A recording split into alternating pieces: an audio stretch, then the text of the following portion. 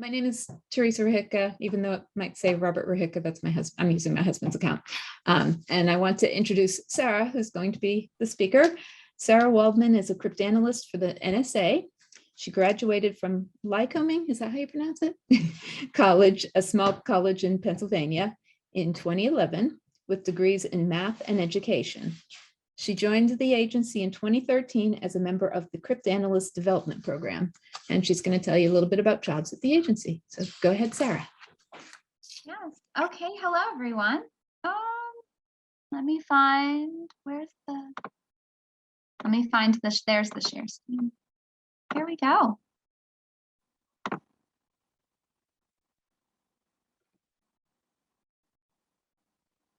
right. Okay, hopefully everyone can see the slides and hear me.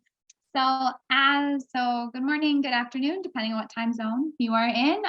As Teresa said, today I'm going to talk about careers at the NSA or National Security Agency.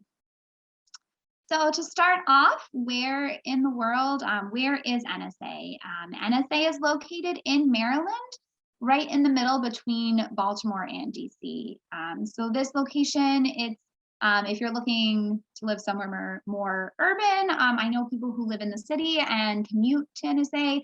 I also know people that live closer to NSA, shorter drive, shorter commute. People who live in the city can take public transit. But so I just kind of like to point out, start off, where are we located? Where are we? And some background. So the history of the National Security Agency, which at one point was jokingly called no such agency. But before NSA was created, each armed forces unit handled codes themselves. So the Army had a code unit, Navy had a code unit, etc.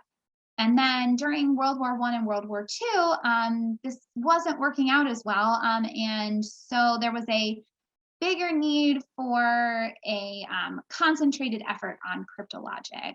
So in 1952, President Truman created the NSA to have one centralized, joined both military and civilian workforce working on cryptologic activity.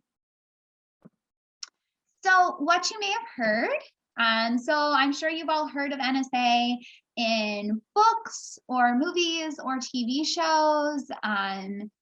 Definitely know books. I actually know someone at work who read about NSA in a book when he was in high school and thought it sounded super cool, and that's why he applied to work at NSA.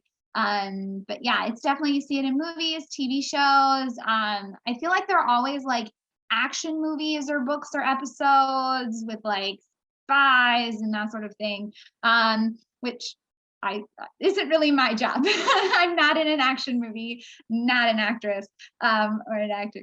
So who are we really? What do we really do? That's what I'm here to talk about today. So who are we really? NSA has both a civilian and a military workforce. I am a civilian. I have never been or served in the military, but I do work with people who are actively serving in the military or who have served in the military and are retired military. So both aspects are represented at NSA. Within that, we have lawyers, engineers, mathematicians, computer scientists, language analysts, managers, and many, many more. Basically, if you think of a job, there's probably someone at NSA who does that job or does something similar to that. And what do we really do? So NSA has two core missions, and they are signals intelligence and cybersecurity. So what does that mean? Signals intelligence is the collection of foreign intelligence from communications and information systems, and providing that to customers, that information to customers across the US government.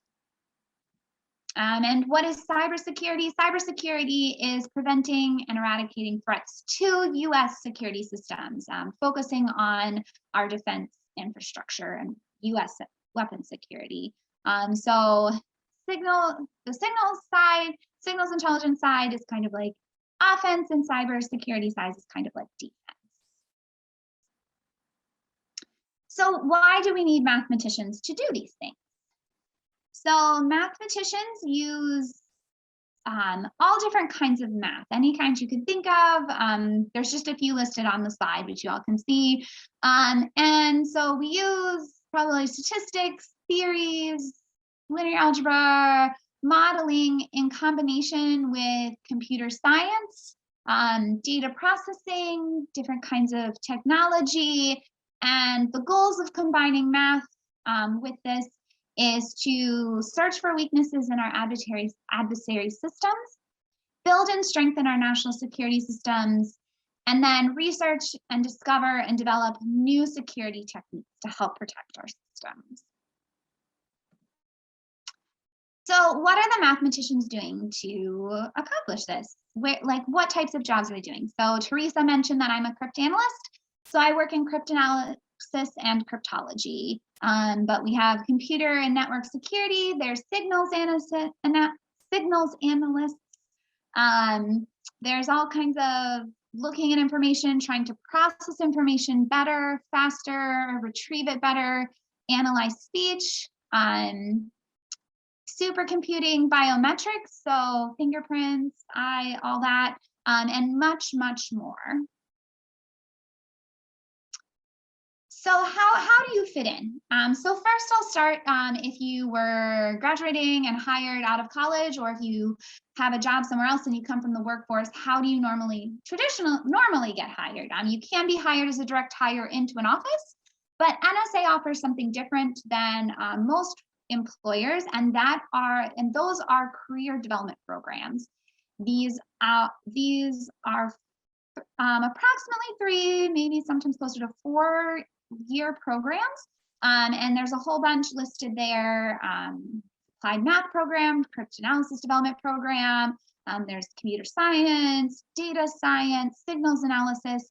And what are these programs? So while you're in these programs, you're doing 4 to 6 rotational tours through a variety of offices. You can also do mini tours. For example, I did a 6-week assignment to England where I learned a skill that was only available out there. While you're doing these tours, you're in an office. You're not making copies or getting anyone's coffee. You're not being you are sending emails, but for yourself, not for someone else. And so while you're in the office, you're placed with a team or with a person, and the goal of that team or person is to mentor you and teach you as much as possible about what that office does and projects they work on. Also during that time, you're taking on-the-job classes. This is not going to a university and taking like a semester of classes and trying to work. So this is, instead of reporting to your desk for your day job, you're reporting to a classroom at NSA. And while they're there, they're teaching you a skill you need for your job. So for example, when I first started at the agency, I took a 3-week Python programming class and a 3-week programming class in C. And so instead of going to the office I was working in at the time, I went to a classroom and spent 3 weeks learning those, 3 weeks respectively learning those programming languages.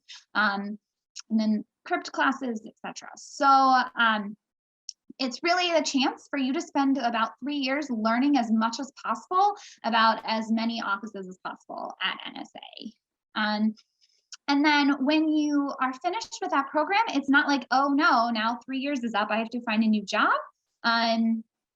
When you complete that program, there are offices throughout NSA that they will then recruit you to come and join them. You don't lose your job at the end of that 3-year period. The goal is for you to then go back to one of the offices you worked in or a similar one and take the expertise you've spent 3 years learning and apply it to that office. And you're like, that's great, but I'm still in college or grad school, I'm still learning. So are there opportunities for people besides full employment? Yes, there are. There are 12-week paid summer internships. There are 3 different programs: the Director Summer Program, the Cryptanalysis and Signals Analysis Summer Program, and the Graduate Math Program. Unfortunately, the deadlines for these programs for the summer of 2022 have passed. The deadlines for these programs are in October, and that is because in these programs, you are working on real problems from NSA that have been picked out by offices to send to these programs. And since you're working on real programs and looking at real data, that means that you do have to get a clearance, and that process takes longer than a lot of internships. So unfortunately, the deadline for this summer has passed, but it's something to think about for next summer. Okay, so NSA values a culture of diversity, and a really cool thing NSA also has are these employee resource groups, and there's all different kinds of these resource groups, and as an NSA employee you can join them and become a member, to be a member, be an advocate for these groups. This is something that happens as part of your workday. You report and they give all kinds of different talks. They have guest speakers or people from NSA talk about their experiences. These are great places for collaboration to help ensure that the NSA workforce is including everyone and has diversity and looking out for all different groups. So I think it's a cool perk. It's also helpful when it's a good place to find mentors, and good place for collaboration in addition to your office. So top 10 reasons to work at NSA, or at least I think these are 10 great reasons. So number 10, it's a very large expert community, and collaboration and mentoring are highly encouraged. So collaboration can be just within your office, it can be with other offices, it can be with subject matter experts all over. And mentoring can be both a formal, on paper, you are my mentor, we have a contract, we meet monthly to talk about things, but it can also be an informal. You have someone and you're like, hey, I need help. I actually have a lot more informal mentors than formal mentors, but I definitely always feel I have a group of people I can go ask for help on projects or ask for career advice. And I feel like that's a great thing. The casual dress code, I dressed up. Well, you can't see me because we're virtual, but I dressed up to give this talk today. Normally I wear jeans and a shirt to work or sweater. It's definitely a very casual dress code environment, no business professional. Don't really see people in suits that often. So excellent benefits, health, retirement, and then we also get both vacation leave and sick leave. I like to highlight that just because a lot of places get PTO days and you get X number of days a year, and when they run out, they're done. It is very nice that we get both sick time and vacation time, so that it's very nice having both pools to kind of pull leave from. Flexible schedule, even COVID, I think, has made our schedules in my office at least a lot more flexible. But even pre-COVID, schedules are pretty flexible. Most offices will have like a core hour, and it is like 1 hour of a day where if there's meetings for the branch, they expect everyone to attend. But my office, our core hour was from like noon to 1 p.m. Right now, we are still encouraging even more flexible schedules with COVID. So we have someone in my office gets in at like 5 a.m. and someone else in my office doesn't get in until like 3 or 4 in the afternoon. And it's just encouraging people who work better in the evenings or work better in the afternoons or work better in the mornings to just, come in and work at hours that better suit their lifestyle. Support for furthering education. So when I talked about the development program, I mentioned that you can take classes at NSA. There's a full National Cryptologic School. And even once you're out of the development programs, you can still take classes in your office. Like, for example, someone in my office last week, she took a networking class, and it was Tuesday, Thursday afternoon. And so at noon, she closed her email and she went to class for 4 hours to learn a new skill. And that counted as work time. It wasn't driving anywhere special. It was at NSA campus. In addition to classes offered through NSA, there are also classes offered external. We have programs. There's an after hours program where you can take classes at a college or university, and NSA will pay for you to take those classes. So you work a full day and you take the class at night, and that's paid. We also have a 2020 program where you spend 20 hours at work at your desk and then 20 hours taking classes to get a degree, or it's a certification you want, or just classes you think are interesting and would help you out with your job, your career. The 2020 program normally is not something, when you're in the rotational program, they normally do not support that, but it's definitely something to consider and think about if you are interested in furthering education after you graduate from college. So number 5, opportunities to travel. This is travel to both in-person conferences when those can happen again, but it's also traveling for work. I've been to conferences in England. I've gone to meetings in Alaska and Colorado. I've been to Texas a few times.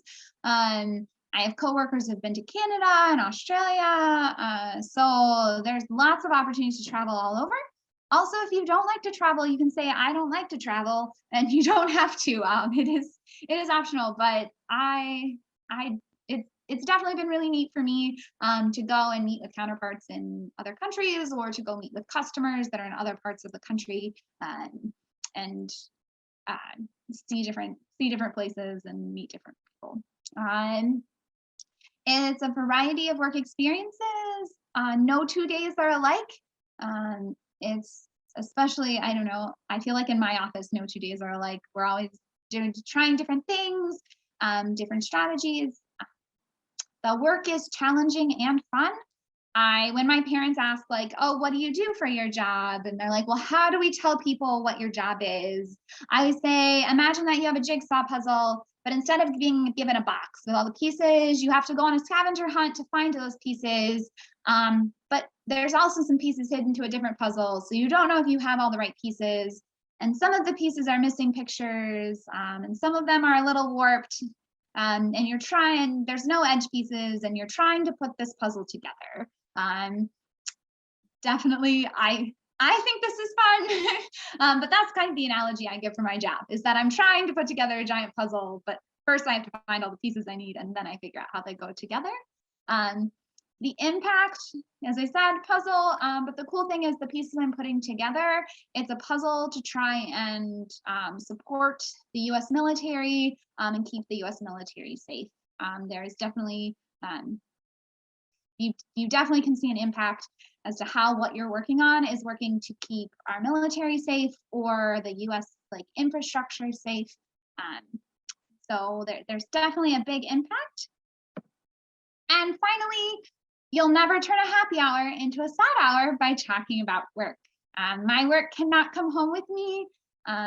This is actually a rare exception that I get to spend the afternoon in my house and count it as work time. I work on classified projects, so they stay at work. And when I leave for the day, they stay there. When I go on vacation, they stay there. I don't have work emailing me at all hours of the night. I don't have work calling me, being like, hey, we need you to, interrupting dinner, go work on this right now. Work stays there. I can work hard at work, and then I come home, or I can go to happy hour with friends, and I don't have to worry about it. My husband is a teacher, and so it's very regular for him to be at 10 o'clock at night responding to student emails, sometimes 11 o'clock, sometimes midnight responding to emails. And we're in bed, and he's trying to email kids back before he goes to sleep at night. But it's definitely, my work stays at work. I don't get emails once I leave the building. So you're like, oh, this sounds great, I want to apply. So our application requirements, you do have to be a US citizen, and to get a job with NSA, you have to have a security clearance. That involves a background investigation, polygraph, and psych evaluation. And since that is part of it, it does take longer for processing. It does, right now it's 6 to 18 months for processing. It depends on what's going on. I know COVID slowed processing down a lot. And it's definitely not like a job in private industry where you apply and then a couple weeks later you hear back and they're like, oh, let's have an interview. And then a week later, you're like, yep, you're hired. When can we start? There is a decent amount of work that goes into it. So you do have to think about when you apply and when you're looking and that sort of thing. because there is this whole processing that has to happen. All right, so one more, I tried to leave time for questions because we were told that we had a 20 to 25 minute session. So Teresa and I are here to answer any questions you have. You can either put them in the chat or talk. If you want more, you can also go to nsa.gov. We also have a session at 2:15 Eastern time. Right after this, we have a session to answer questions, and we have one on Sunday as well, if you would like to answer questions. So any questions? A couple comments first, Sarah. One, Caden is here too. Oh, yes. Caden can also answer questions. I also put in the chat room, www.nsa.gov is for general things. If you have questions specifically about math jobs, there is an email for that, mathjobs@nsa.gov. I just put that in the chat room, so feel free to use that. Those are the main things I wanted to say. So I see a hand up. Does that mean you have a question, Christopher McCarthy? Yeah, I have two questions. The first question is, what do they look for in applicants? Math background. That's the main thing. You have to take in a certain number of courses, at least 8 advanced math courses, and made decent grades in them. That's the requirement. Other things that can kind of help you are things like having some programming experience, having done research projects, things like that. Not requirements, but they just make your application a little more competitive. And are they like hiring you like to be a mathematician? Because if you're an undergraduate and you've taken a few math courses, you're sort of in the same boat as, say, someone who's an engineer or a physicist or, say, even a statistician. So is this sort of like a general line that you're getting hired to, and then they see what you're good at? Something like that. You actually kind of decide what you're good at. You have a great deal of say in what office you go to. When you're in the development program, that's part of what you're doing, is testing out the different offices to see both what you like and what fits you. So, I see Alexis. Sorry, I was just going to say, I see Alexa's hand up also. So after you say your thing, Sarah, we'll check on Alexa. Yeah, you definitely do not have to have a PhD in math. I have a bachelor's degree in math because I was going to school to be a math teacher, and then decided I really liked math. But yeah, you do not have to have a PhD in math. You definitely all 3 levels: bachelor's, master's, and PhD. We take all 3 levels. Yeah, and you can have a degree in other subjects. Right. Alexa, your hand is up. Okay, hold on. I was trying to see if I like to show my face when I'm asking questions. So I wrote down a couple of things. That's not a long list. I just want to understand what the psych eval is. Like, I don't want to use any bad terms. So like, if somebody has like a personality disorder or like a mood disorder, are those like red flags, or is the psych eval for more serious, like big red flags? They're for big red flags. Again, we're mathematicians. There are people at the agency that you might they're a little bit weird. Yeah, there are a lot of little bit weird people at the agency. So. Okay, I just wanted to know like how serious that was. And then I have a more woman question. So like, I don't know if y'all in particular have like families or children, but that's something that I want to be I guess, aware of. Like when I'm looking for jobs, I want to be able to work in a place where I can still like have a family and there can be flexibility. Like if, you throw up at school and your mom can come and pick you up, like those are types of things that I want to make sure that I can like be there for.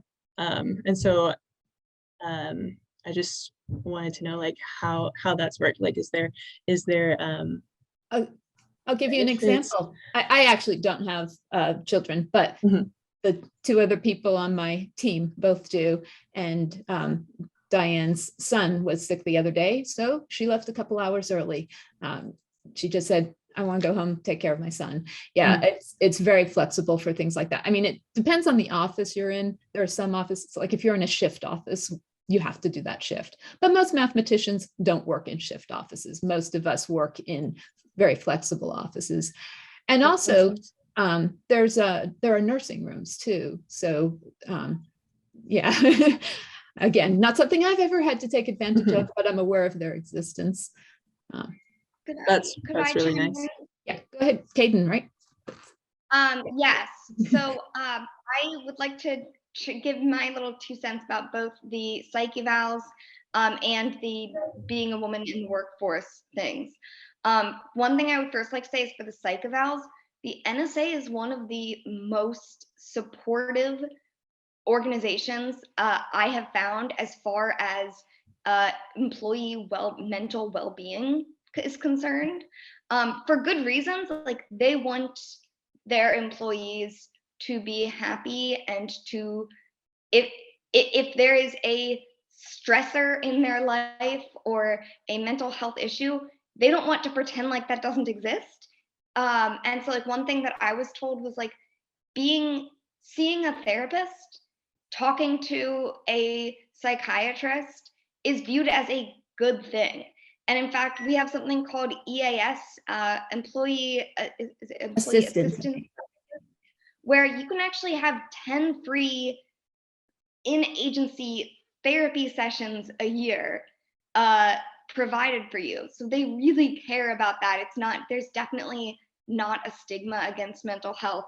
And so obviously on something like a psych eval or a like polygraph, you wouldn't want to lie about something. You would want to be upfront about it.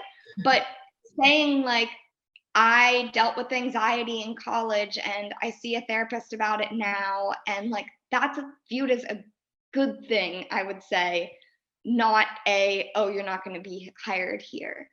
And as far as being a woman in the workforce, as of 2020, I've been looking into some of this myself recently. There is 12 weeks paid parental leave. And of course, there are lots of like little details about that. But that is for both, I thought this was pretty amazing, adoptive parents, foster parents. If you have a placement, I'm actually being trained to become a foster parent right now. And for both the father and the mother in a childbirth situation. So I would say there's a lot of support there. Of course, every office will be different, but as a whole, I think the employee services and assistance in all those areas is very impressive. Thank you. That really helped me. Thank you. Ruth, I see your hand up. Yeah, so I have a question that's probably going to come as a little odd, but I work with an incarcerated population, and I'm with the Prison Mathematics Project, and many of our participants are quite gifted in mathematics, some quite gifted in cryptology, and then other various fields within mathematics. And so my curiosity is is it just an automatic bar for somebody who wants to work in a government position, or maybe who would be qualified mathematically to work in a government position, but has served time, has a felony on their record? I mean, I understand there's a background check. So I honestly don't know. That's the security side of the house, and we don't deal with that side at all. We just deal with the math side. And unfortunately, we don't have somebody from security at this meeting. I honestly don't have a clue. Right. But if you want to send an email to mathjobs@nsa.gov asking that question to remind me when I'm back in the office on Monday, I can ask. I do know a security person. And so I can send him an email and ask him if that's an automatic no, and get back to you. And that way I'll have an email address to get back to you with an answer. But yeah, I don't have a clue. Thank you very much. You're welcome.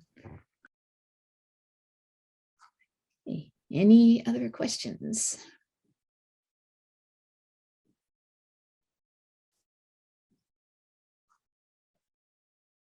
Okay.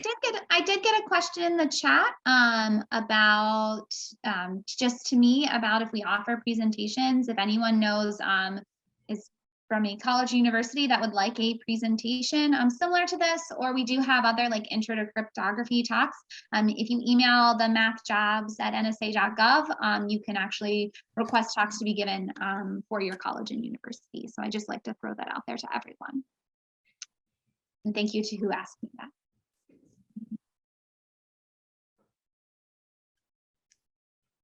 So I think in this, oh, somebody can say something. I thought on the schedule that there was supposed to be something after us before. I don't actually completely understand how this thing works, but I thought there was supposed to be another talk. So I'm not sure if we're supposed to be ending or how that works exactly. Sorry. According to the schedule, I believe, oh, sorry. According to the schedule, this goes from 1:15 to 2:15, and then we go immediately from 2:15 to 3:15. In breakout time, we'll switch over to room 2, and then we'll have the informal discussion at that point in time. There are other talks that are also going on at this time, but we have until 2:15 if we want to hang out and answer any other questions. Yeah. Okay, that kind of confused me because he told us to make it a 30-minute talk. So, but great. We probably would have put some more stuff about the math that we do in there if we'd known we had more time for the talk. Yeah. Okay, I see a hand up again. Christopher. Yeah, sure. Can you give like a specific example of what mathematicians will do, like more detailed than just saying, oh, they work on, cryptography. But I mean, it doesn't have to be something that's all like, I know you have secrets and stuff, but like something like particular that they would be doing. Well, actually, you were being a little bit too specific with cryptography. We do, Right. mathematicians do a lot more than that. Yeah. But yeah, obviously we can't get into too much detail, but I remember one of the things on Sarah's slide was biometrics. When I was in the development program, I did a tour in biometrics dealing with fingerprints, and that's actually where I met my husband. And I see in the chat room that Caden says they can talk about some unclassified things. So I'm going to hand it over to Caden to say some more. So I've actually been lucky to work on a couple unclassified things that I can share. One of the ones that I am most You're breaking up, at least for me, Caden. Was a mentor matching project at the agency. So are other people hearing Caden? Because I'm not. Can you hear me now? Yes. Now I can. Can you hear me now? Yes. Okay. I promise that's just my Wi-Fi being slow and not like I was about to say something classified. So I joke. So I worked on something recently that I called my mentor matching project. So I am very interested in stable matching. And my favorite algorithm, because everyone has a favorite algorithm, is the Gale-Shapley algorithm for stable matches. So one completely unclassified thing that I did was I automated our mentor matching at the agency to optimize our matches for people who were looking for mentors and people who were looking for mentees to match them up at the agency. So that's an example of the sort of thing that's, maybe you wouldn't expect at the agency. So you can do a wide range of things from, data science. Currently, I'm doing a lot of things with data visualization. If you've ever used Tableau before, that's a tool outside of the agency as well for data visualization. You can do things with optimization. There's just, if it's a You're gone again, Caden. part of math, there is a place for. Okay, so I'm not sure if they stopped or if they're having more Wi-Fi problems, but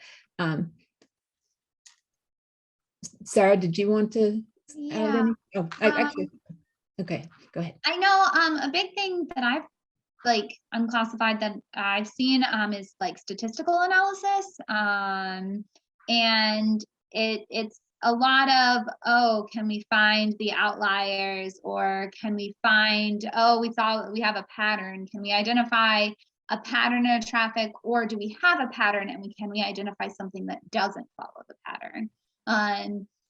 So a lot more, how can we look at a lot of data very quickly and efficiently and find things that don't fit in, or find things that find a way to classify them all with a pattern, or we have a pattern and find out.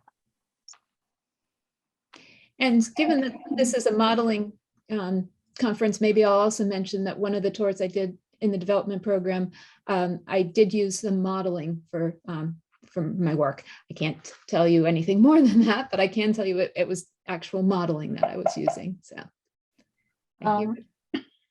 I was going to ask you the same question about modeling. So what type of modeling you do, but you just said you can't talk about that. At least not for the project I did anyway. I don't know if Caden or Sarah has anything more that they can say, but oh, Caden apparently is cut out a bit. So they put in the chat room, they do a lot of data visualization.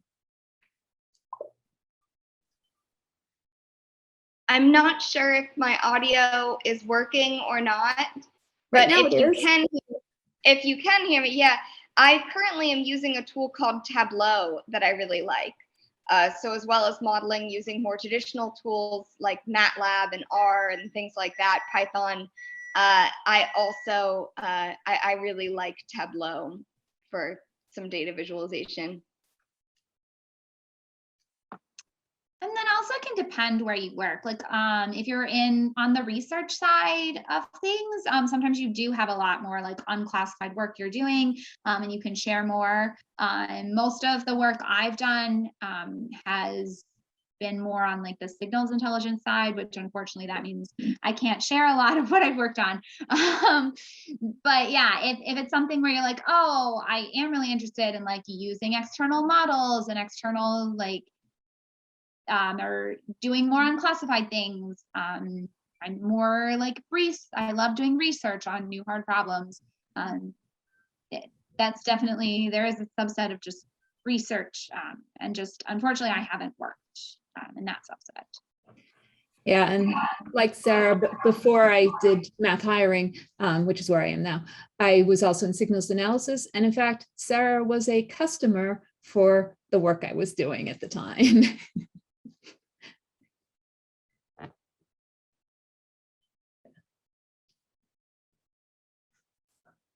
I actually, since we do have time and I don't see any hands up at the moment, I wanted to, there was at least one thing that Sarah mentioned that I wanted to comment on more, and that was the furthering education.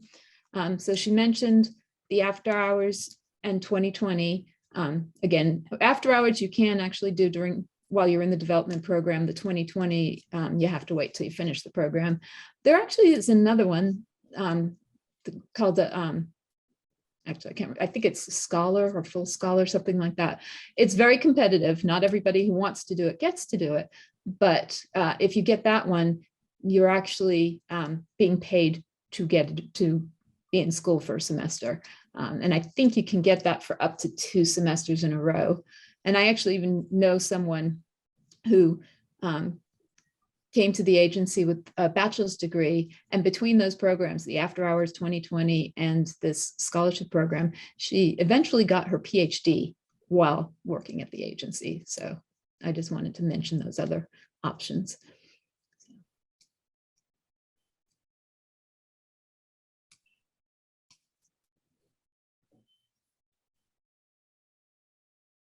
Oh, and Diaz, thanked you for your presentation, Sarah.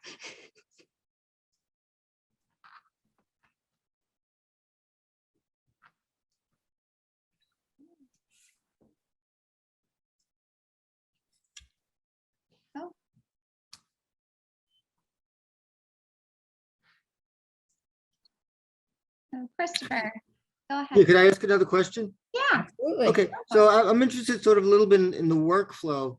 Like, Is it sort of like you have maybe like a bunch of engineers are trying to do something and they're like, oh, the math is too hard. We have to call in a mathematician to solve this thing. And they call you up and they say, oh, we have this particular thing we need solved and this is the only thing we're going to tell you? Or is it more like you're part of a team that's sort of like developing something from the beginning and you're sort of like involved in all that, in the whole sort of thing?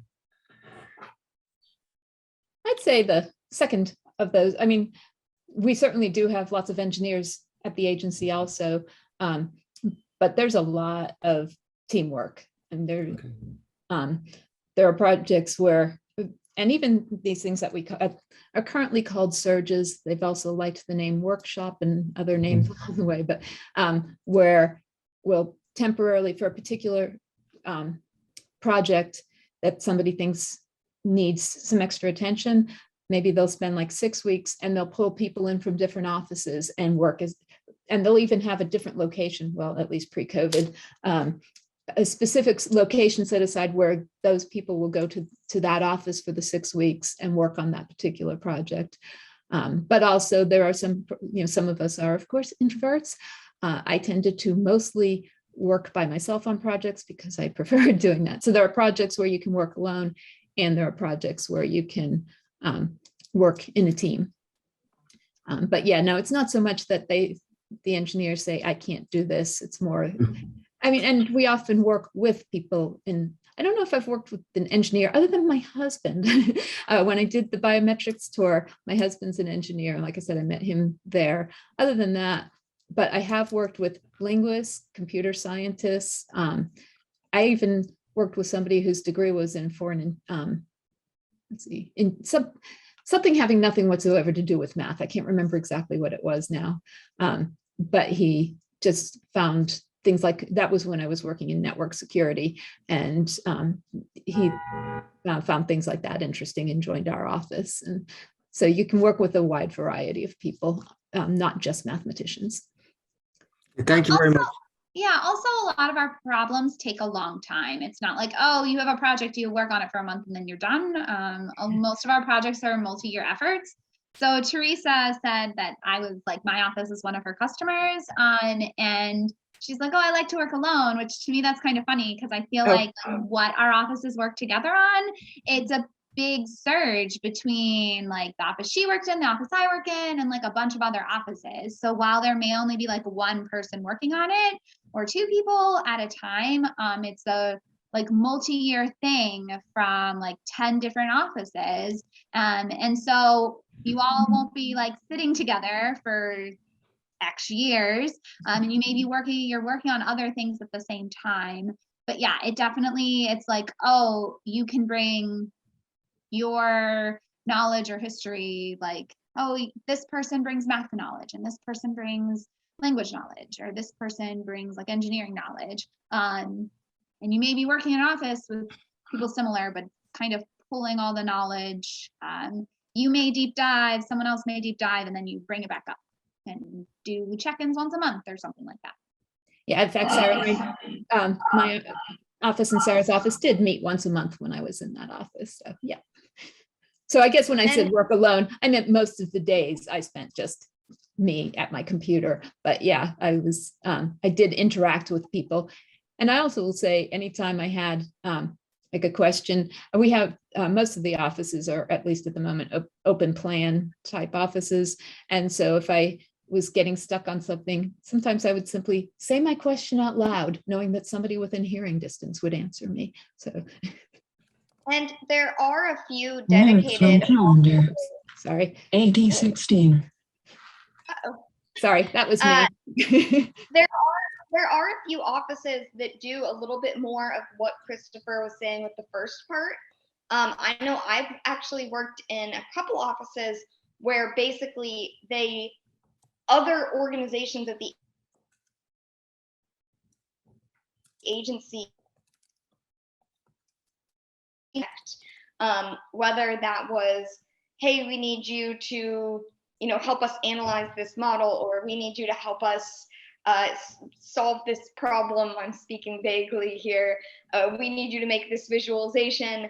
And those oftentimes were longer term projects. But sometimes I did one project that was a very speed project that had a very short deadline. So it can range, like I said, with how anything you can imagine as far as types of math can be used at the agency. I think also in terms of like work roles, almost anything you can imagine, someone somewhere at the agency is doing something like that. So we do have some offices that do that sort of, I don't want to use the word contracting out because contractor means something different with the government, but loaning out their math abilities, I'll say. And I'll also comment that with the development program, when, again, I think 6 to 9 months is a typical tour length. And so for those types of projects, sometimes they'll actually give you one they think can be completed in the 6 to 9 months, but at the very least, they'll give you something that they think you can make significant progress on during that 6 to 9 months, because they don't want people feeling like, oh, I spent my time here and now it's time for me to leave and I haven't done anything yet. So some of the shorter term projects are sometimes given to the people in the development programs.